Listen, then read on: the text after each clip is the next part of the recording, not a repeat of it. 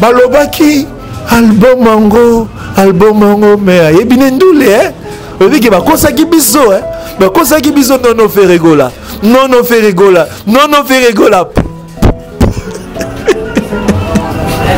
oh mais que vous sali on sortait album mais bimba boy fait rigola ouais maman comme il a le roi Covid allô fait rigola ah au sali victime allez nani comment il s'appelle encore nani Mathieu de Gaulle bengana banani boki otina bosi ba golo ba kitana parlement mutu mo sali Chris pour na sortir album wana ba golo bam voilà so memi gri ti kuna wapi na mama yemo appréciable parce que moi je fais partie des gens qui ont écouté cet album. Lors de la dernière analyse, on a ça là qui, je vous l'avais dit non, je vous l'avais dit que non. C'était lors il y a répétition dans IN3, là où il y avait Ferregola et d'autres artistes. Ferregola a fait écouter aux gens l'album Dynasty, Rumba Trap, mensonge. Oh na classement ya Snap Aza na 200 meilleurs 200 albums nani yo Bilokos de Aza soki 87e, cependant la 87e place est occupée par Aya Nakamura. Photoshop, c'est une honte hein? Moi j'ai réellement bientôt et je ne pense pas que ce mois-ci prendra fin sans pour autant que l'album est bima et bientôt là j'ai vu déjà que Ferregola a signé déjà dans le label il y a Mounene Oyo ils ont s'occupé de la sortie il y a album Nabino Dynasty. Soyez calme, ne soyez ils ont à la baser plus sur le mensonge. Album ils ont occupé deuxième position sur ma 200 meilleurs albums ya nini banini bonabi ya wapi nzemboni nezobeta et loko morote tout le monde va sortir album yoku tozolo ba to net ba innocent to quel album ezobeta album innocent to ki ezobeta mais wana on dirait to ebita bimission na kata chambre to bimission na kata salon ok baninga ba continuer na ba bluetooth bon ceux qui vont na ba bluetooth fait ngana nous na zui yango te bo la kisanga ndendo ko ça parce que ezobeta te et ceux qui vont moni boko kate to kiotika bino wana on va faire bon la pe moyen za na ngwa ça ça be muté malamu azaka vraiment muté malamu donc kotika bino ko na bi ke ba crise ko salema tout ça donc les mystique yango fait rigola na éviter avant sortir album na yo voilà vraiment na le bango de tout cœur hein. Luka au solo là na centre moko hospitalier to na hôpital moko boye soit to bimisi ba moko bongo ezangité au sali album au sali ba par rapport à temps au soleil ka na centre mota na mama yemo ba crise nyonso ba to ba sala wana ba AVC nyonso ba détracteur no ba sala wana o ko sala ka ta mo équipe moko ba golo to ba na ko ya to na bolingo to ba na ko ya to lokota bango moko to ke rotika to lokota bango moko o ba am datali boye. Soutenez vos artistes, soutenez les émissions qui parlent de l'artiste. Moment où Tozali et un moment où tu récupères la surprise à sortir album, c'est possible. Donc tous ceux qui parlent de Ferregola, toutes les émissions qui parlent de Ferregola, tous ceux qui soutiennent Ferregola, il faut pas sentir retour na bino bagolois. Bino peut pas soutenir bango. To sengi bino mbongo na binoté, to sengi oni ni boyete. Mais si tu as quelque chose à repérer ça, oui, ça sera le bienvenu. N'hésitez pas à liker la vidéo si elle vous plaît et si vous êtes nouveau sur la chaîne, n'oubliez pas de vous abonner et d'activer la notification pour ne rater aucune de nos prochaines vidéos. On commence. Soyez les bienvenus dans la chaîne Nabino Joshua News Télévision avec votre humble serviteur Jigel Kabemba. Bamote na ngai na bana nyonso ya poto bana nyonso ya kin bagolo nyonso ya mokili mobimba. Je vous l'ai dit très souvent que cette émission est conçue dans le but ya ko informer, ya ko solola na bagolo mature. Je le dis et je le répète, si tu n'es pas golo mature, et ça la mieux au benana parce que être golo mature et ça non ko exclure haine. Être golo mature et ça cause à l'intelligence, la sagesse. Être golo mature, s'il faudrait faire un commentaire au monde au Kobakisa en plus na maïele. Tout ça c'est pour que Sangisa Bamaël na biso afin de booster l'artiste Ferregola parce que Ferregola dans la bataille il a un parcours déjà et comme il sera déjà mon Kilimobimba. Mais ce qui est vrai, il a toujours besoin de nous, il a besoin de ses fans pour que carrière na ye mata lisusu koleka na ndenge bino moko boyebele boyebi ke boremaraki moi pause moko boye moi mais on a repris parce que la vie c'est toujours comme ça occupation belé mais vu que notre priorité c'est d'abord vous les Gaulois matures donc dans le cadre d'émission la bino anti-formol donc c'est un peu ça récemment c'était l'anniversaire de l'artiste Ferregola au Azaï déjà qu'on séjournait dans niveau à Paris toujours dans le cadre il y a Mahamou Tali sorti Mahamou Tali dynastie Rumba Trap donc l'artiste s'est préparé ce qui est vrai est que l'album est déjà prêt ça c'est une vérité parce que je fais partie des gens qui album Moana je fais partie des gens qui album Moana ne vous étonnez pas le Gaulois mature vous n'êtes pas le seul il a causé l'album Moana ça s'est prouvé dernièrement vous l'avez dit Bilokos God vous sentir que même lui aussi l'aigle est en train d'attendre cet album là donc je dirais que c'est un album planétaire c'est presque tout le monde c'est presque tout le monde dernièrement nous avons aussi suivi la publication de Fabregas a souhaité Viennaye joyeux anniversaire mais a souligné là pour moi qui très important à souligner le rumeur qui est très important tout ça toujours qu'on continue causer la dynastie et harmonie donc c'est pas un album que comparant on a album c'est un album vraiment appréciable parce que moi je fais partie des gens qui ont écouté cet album lors de la dernière analyse on a ça là qui je vous l'avais dit non je vous l'avais dit que non c'était lors il y a répétition dans Indétroit là où il y avait Ferregola et d'autres artistes Ferregola a fait écouter aux gens l'album Dynasty Rumba Trap dans lequel tout le monde va featuring Salina Nananyo comment il s'appelle encore Chili a mis c'était le roi ce qui n'est pas style mais à bois qui signe Chili moi parce que bazwa talaku ayemba que ne zaragninyo à bois ka talaku na biso ya kati ya orchestre mais a préféré azwa Chili nazo bois je vous dis ce qui boyo qui chanson na pour comprendre pourquoi Ferregola azo quand ça palpite na mitema ya ba détracteur nae pourquoi Ferregola azo betisa mitema ya bato nyonso oyo baza causer la échec na ye boyebi yango très bien aujourd'hui bato benga Ferregola le prince ya ba promesse le roi de la promesse bon c'est pas un problème mieux vaut promettre et présenter quelque chose d'agréable et non c'est précipité pour nous présenter Bilokos Gold 2 jusqu'aujourd'hui mais dites-moi un peu comment on peut comprendre un papa de plus de 45 ans a une expérience il y a combien d'années dans le monde musical jusqu'aujourd'hui au Salib album Talé Belé dernièrement tu avais célébré ce qui combien d'années il y a carrière au Sala album Mobimba Ezara Chéri Motemae bébé nanga boyingae bébé nanga ma parole consistante zate ma parole consistante zate on ne sort pas de chansons juste pour sortir mais il faudrait sortir des chansons pour plaire aux gens donc vous préférez peut-être tu as une carrière dans laquelle tu n'as que 2 albums dans lequel on a 2 ou 3 albums mais tu as des tubes des chansons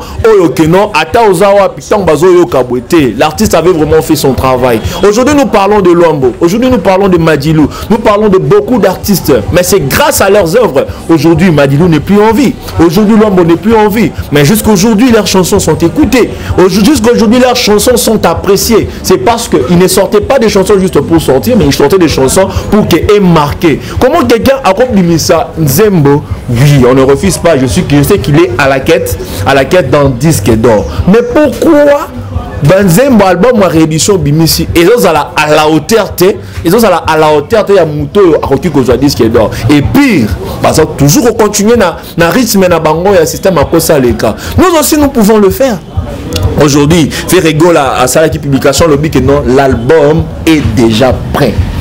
On pouvait aussi en profiter pour faire quoi? Pour créer ma fiche pour dire les Gaulois, faire les Gaulois Nengazana, album est copie les 7, les Gaulois, album est copie les 15, mais parce qu'on sait se respecter. On sait se respecter, on doit se respecter. Quand je dis tout ce que je dis, c'est pas parce que je suis contre l'artiste Aigle. C'est un artiste, je le dis, c'est un artiste de notre pays. Et en moi, il ne peut jamais y avoir de haine. Parce qu'il fait son travail. Et il y a aussi des gens qui apprécient ce travail-là. Mais ce que nous déplorons, c'est quoi? Bah, mensonge. Bah, mensonge. Oh, na classement, ya Snap. Aza, na 200 meilleurs 200 albums. Nani, Bilokos D, Aza, ce qui 87e. Cependant, la 87e place est occupée par Aya Nakamura. Photoshop. C'est une honte, hein. Moi, je l'ai toujours dit, hein. Moi, je dis le mensonge. Les mensonges sont à la légère. Les mensonges sont à la légère. Le monde en appelle ça exemple. C'est la publication mon Facebook pour dire que au moins cimetière et consiste à rater pour nos kokunda batu. Mais et puis ça rabis peu d'informations ou peut-être que pendant la vie d'une personne, batikala koye bisabi so moité. Par exemple les âges. Au cause au ça rabis so ko ça na ninyo wa mona 97. Non, faut ça mona 99. Mais jour au couvre, depuis que tu es cimetière de hôtel là-bas, aux aramons 99. Bien sûr au couvre mais au ici depuis nos soni. Donc on a dit que le mensonge nous couvre des hontes même après la mort. Et aujourd'hui, tous ces mensonges, les autres tambola, tout au cours, il y a carrière, il y a aigle. Une carrière construite dans le mensonge. Vous avez dit qu'il est sur le terrain, un jour il ne sera pas là. Vous allez salir votre artiste même après sa mort. Vous allez le salir. Dites la vérité. Ce qui est vrai, nous tous nous savons qu'il n'y aura pas de disque d'or. Ça c'est une vérité. Déjà,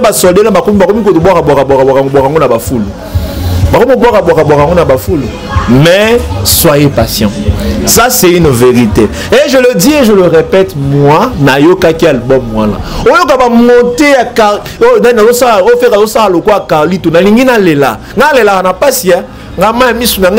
pas si mais façon faire un album oyo. Ah non.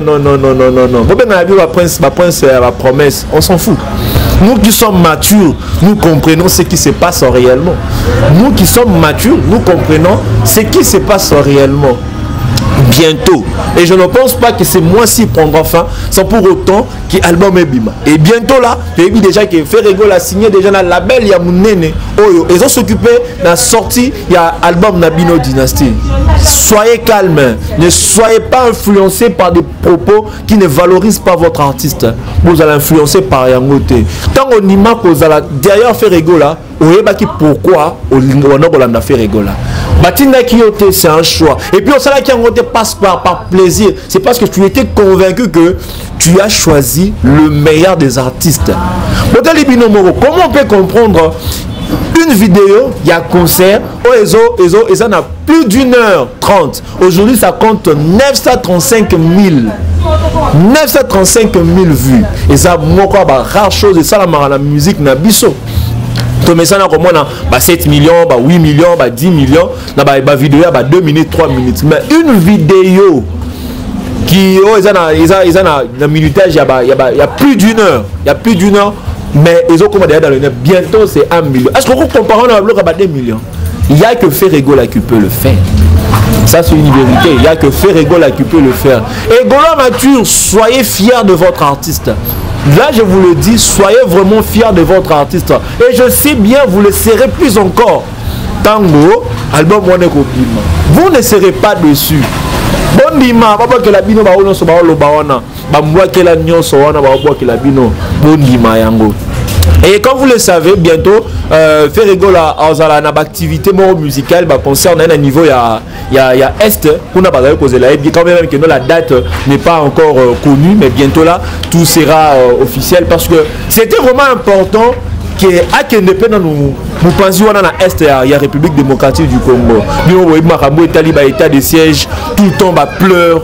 Tout le temps, graissement des dents, bomi oyo, saliboye, et le chef de l'État saliboye fort naïe pour que l'état de siège est là, afin que érotique aussi les sangono du côté au moins et atténuer et quitter sa moi dozwana. Ça fait partie des efforts oyo, parce que ça là pour rendre mieux, instaurer kimia, instaurer paix dans Anglewana. Et c'est la raison pour laquelle Ferrego a tellement qu'il est soucieux de cette population là qui pleure tous les jours habiter même la bango ta vont la kitoko Vous comprenez? Et c'est comme maman là, que non, grâce à la musique qui a fait rigoler, grâce à la belle voix qui a fait rigoler, elle aura cette possibilité là, il y a Roseka.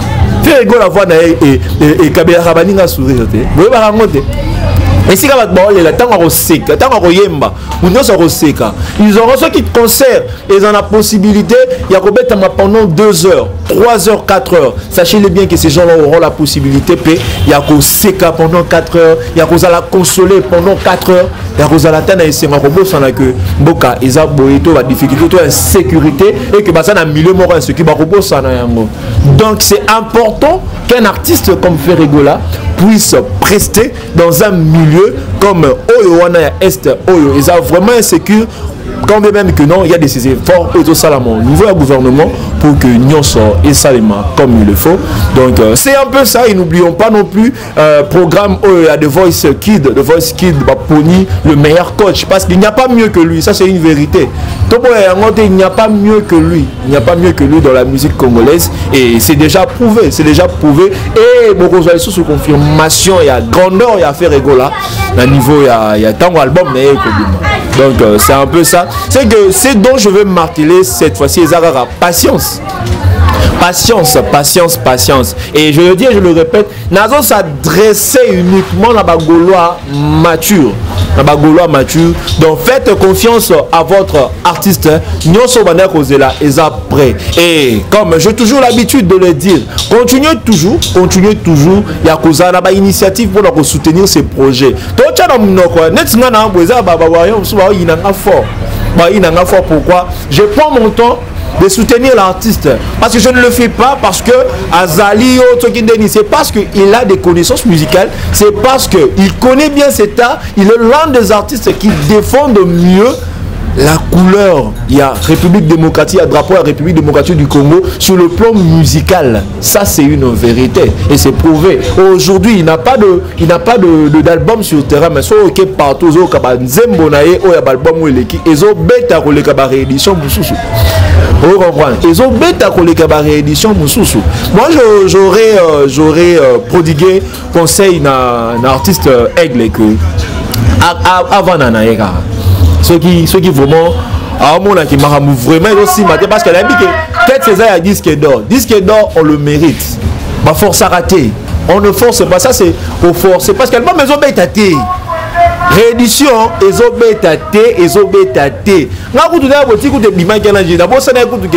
parce que vu que je suis journaliste, je prends vraiment le temps il y a qu'à s'informer. Je savais aussi que l'album devait sortir le 25 février.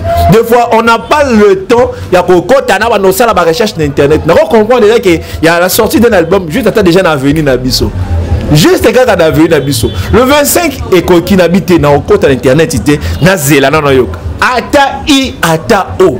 L'habité, tout ça mon chance le 26. Le 26 bon. Ata I ata O. Le 28, le 27, le 28. Le bête à tout boy. Ata I ata O. Na ba na ba page na bon na bi mutagera page wana. Oh venga ceux qui la star ceux qui ni na mutagera confrère na biso. Allez confrère na biso. Ayeba na peu fort, ayeba na peu fort. Boy na confrère na biso wana. Oh gera page wana. Mais c'est grave parce que les autres sont basés plus sur le mensonge. Album, ils ont occupé deuxième position sur ma 200 meilleurs albums. Yanini Banini Bonabi. Yawapi, Nzemboni Nezobeta. Et l'autre morote. Tout le monde a sorti un album. Yoko Tozo le bâti. Tout le monde a innocent. Quel album ils ont bêta. Album innocent, ils ont bêta. Mais on dirait que tu as mis sur la carte chambre. Tu as mis sur la carte salon.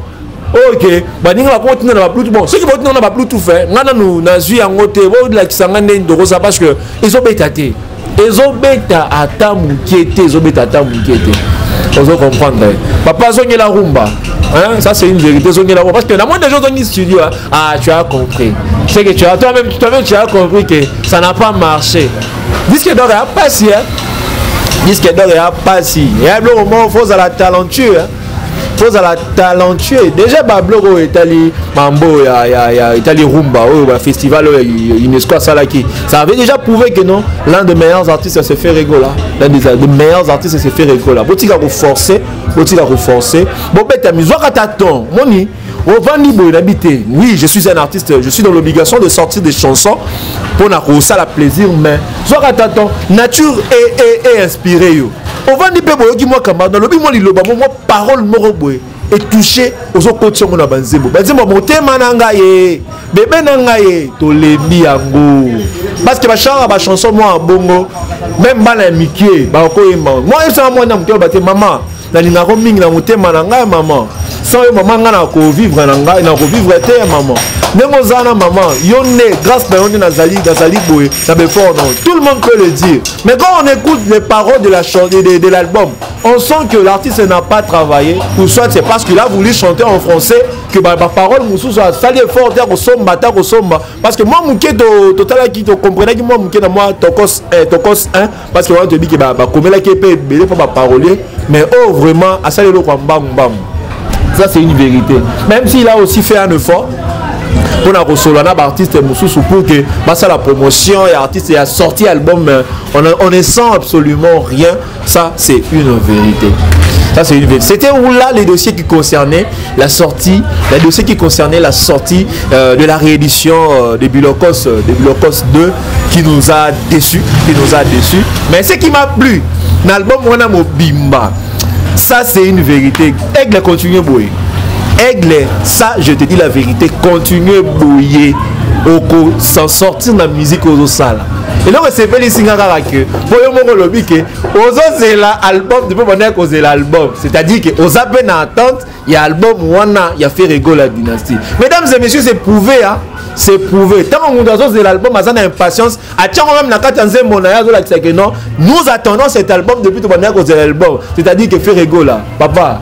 Qui dit ça mon thème. Papa vraiment pardon, mais ça date de sortir vraiment. Pas qui ça donne mon thème. Pour nous on a vraiment ça chauffe à mort parce que maman et mon père Zali ceux qui vont monter beaucoup côté Tokyoti cabino wana.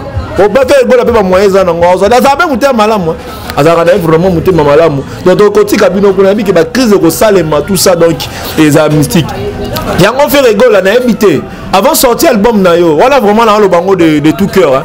Luka Osolola na centre moko hospitalier to na hôpital moko boye soit au bimisi ba moko bongo ezangité au sali ba par rapport à temps au soleil quand na centre mota na mama yemo ba crise nyonso ba ba osala wana ba AVC nyonso ba détracteur no ba osala wana o sala kata mo équipe moko ba golo to ba na ko ya biso na bolingo to ba na ko ya to lokota bango moko to ke rotika to lokota bango moko o ba mdatali boye ba lobaki album mango mais ebine ndule hein obi ke ba kosaki biso hein ba kosaki biso non fait rigola oh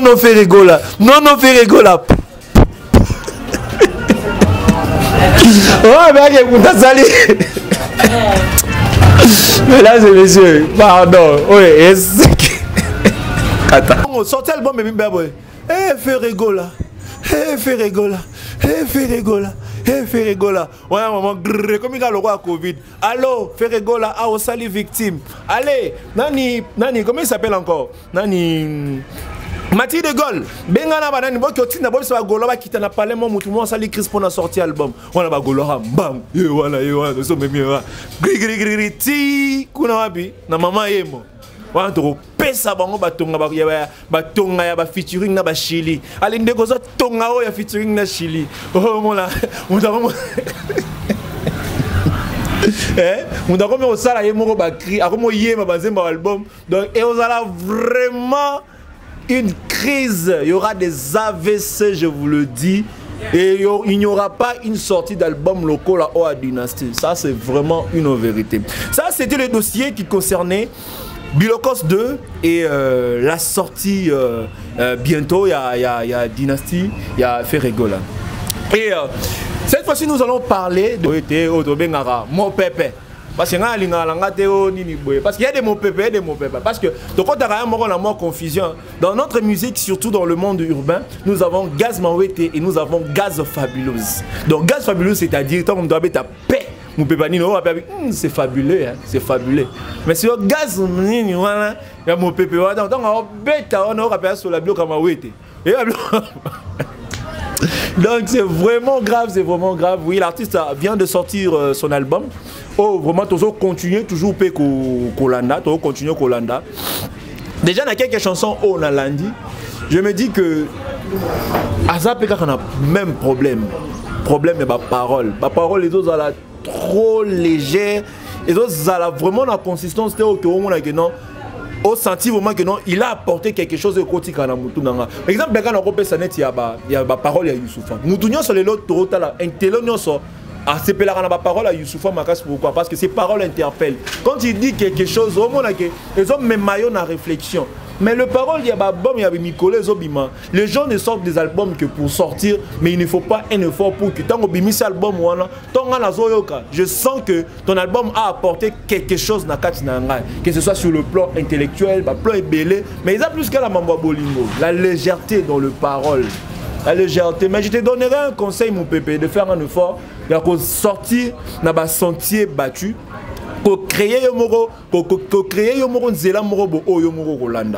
Voilà, c'est vraiment un conseil que je te prodigue. Mais l'album en soi n'est pas mauvais à 100%. Il y a aussi de belles mélodies. Parce que je le dis tout très souvent que tout ça, la analyse, il y a NT. Ça, analyse à NT. L'album en soi, il a ma bête. Mais il y a vraiment un sala pour battre innocent. Papa, il y a moins qui toque, on a rebo, vraiment makasi. Donc courage, mais l'année là vraiment c'est là où est Sengel. Mesdames et messieurs, nous tournons déjà vers la fin de notre petite analyse parce que ça demandait vraiment ce que je parle. Parce que observez moi tant belé il y a Ripo, tant belé au moment où on a s'exprimé quitté. Nous, dès que nous sommes là, nous faisons la promotion, nous parlons de l'artiste parce que l'artiste n'a pas l'habitude de trop parler. Ferrego n'a pas l'habitude de trop parler, mais tant qu'il s'est fait attaquer, c'est nous qui devons en principe rétorquer, c'est nous qui devons en principe recadrer Batou, Nababilo Komoroboyo, Bazakoloba. Même l'entourage de l'artiste. Mais c'est que je voudrais aussi vous demander, ça serait aussi mieux de nous encourager. Dès que nous sommes là, nous ne nous pointons pas ici pour la resengato, non, on n'a pas ce temps-là. On ne dit pas que nous sommes riches. Nous ne sommes pas riches. Mais au moins, on se suffit. Mais ceux qui osent pas soutenir, même la moussala osent analyse osent. Le monde a des choses. L'ANA analyse Mobimba pour soutenir l'artiste. Quand il y a une publicité, publicité, ça va aussi nous aider. Ça va aussi nous aider. Il y a Rocha Giga, il y a la émission en ligne, il y a Rosalabo, parce que ce que nous faisons, nous le faisons pour l'artiste. Vous comprenez? Donc, quand on est avec des Gaulois matures, il faut aussi que les gens sentent que non, Gaulois on peut, hein? Bagolongo baza mutu makasi bagolongo bayebi ko soutenir binonde façon bozo me makamuna bino ndo mona ke bamborio ba comprendre que il y a pas match. Il n'y a pas match. Donc sengi bino eloroté, mais l'autre sengi quand vous regardez nos vidéos parce que toutes les vidéos, toutes les analyses que nous faisons, nous remarquons que bozo landango vraiment mobimba tinasuka, c'est-à-dire que le travail que nous faisons est apprécié.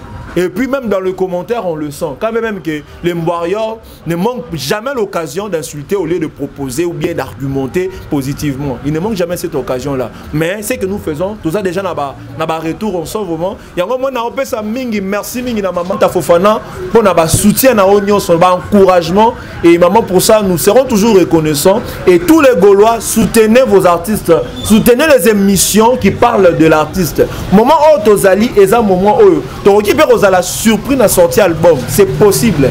Donc tous ceux qui parlent de Ferrego là, toutes les émissions qui parlent de Ferrego là, tous ceux qui soutiennent Ferrego là, il faut pas sentir retour na bino bagolois. Bino peut pas soutenir bango. To sengi bino mbongo na binoté, to sengi oni boyete. Mais si tu as quelque chose à repérer ça, oui, ça sera le bienvenu. Mais to sengi en côté. Mais la moindre des choses, quand nous faisons des émissions comme ça, essayez de commenter, faites un effort pour commenter, faites un effort pour regarder l'intégralité de l'émission. S'il y a des publicités, regardez aussi la publicité parce que ça nous rapporte aussi quelque chose. C'est ce qui fera que non, nous avons la possibilité à retirer moins quelque chose, tout ça, de sorte que tu continues à faire ça. C'est aussi une marque, il y a considération de votre part. Vous avez Gaulois à vie, vous avez Gaulois à vie, Gladiator à vie. Et vous continuerez toujours à soutenir votre artiste. Donc c'était moi, votre humble serviteur. Et je profite de l'occasion pour la repère, ça va merci Nangai à toutes les personnes qui continuent de nous soutenir. Et il a proposé son athée papa Dodo à niveau à Dallas, maman Rocky Bizimungu toujours à niveau à Dallas. Et Nanette Lutumba Motema, il y a DG Bobo Mouanke, Bambote Nayo, maman Bibiche na Calgary, Bote Nayo, il y a Paulin Konda, Bambote Nabino. Donc on est ensemble. Continuez toujours de nous faire confiance, continuez toujours de soutenir votre artiste et vous ne serez pas déçus.